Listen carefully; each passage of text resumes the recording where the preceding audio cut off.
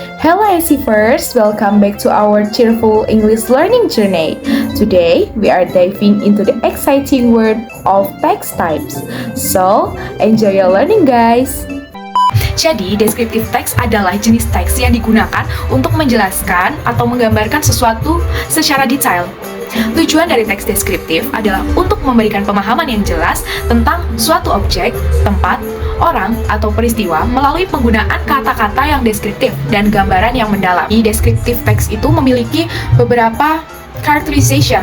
Yang pertama ada simple present tense. Terdapat simple present tense yang memberikan kesan kesinambungan atau keberlangsungan pada teks deskripsi. Contohnya, the ocean shines with a refreshing blue color under the sunlight. Laut itu memancarkan warna biru yang menyegarkan di bawah sinar matahari. Nah, karakter yang kedua yaitu memfokuskan pada objek tertentu dan menjelaskannya secara spesifik dengan memberikan detail-detail yang mendalam. Recount text adalah jenis teks yang menceritakan pengalaman atau peristiwa yang terjadi di masa lampau. Nah, recount berarti menceritakan kembali atau menguraikan suatu peristiwa atau pengalaman yang terjadi. Teks recount biasanya disusun secara kronologis, mulai dari awal peristiwa, terus kemudian melalui urutan peristiwa yang terjadi hingga akhir cerita. Nah, karakteristik teks recount itu meliputi satu, past tense untuk menceritakan peristiwa atau pengalaman yang telah terjadi. For example, I went to the beach yesterday and swam all day. Saya pergi ke pantai kemarin dan berenang sepanjang hari.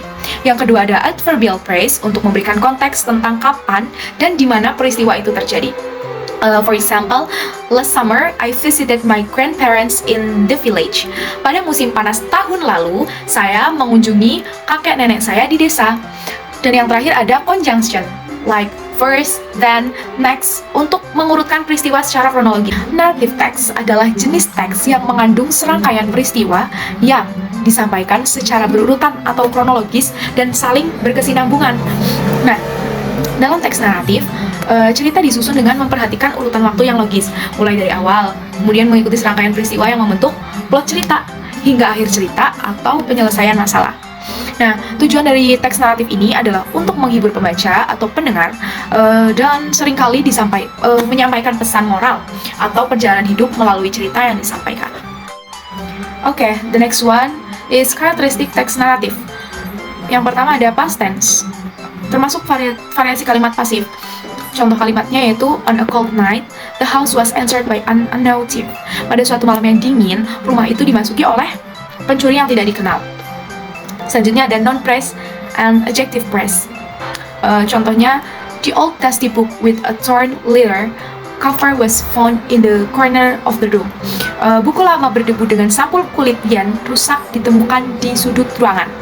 Dan yang ketiga ada menyertakan deskripsi tempat atau waktu untuk memberikan konteks pada cerita.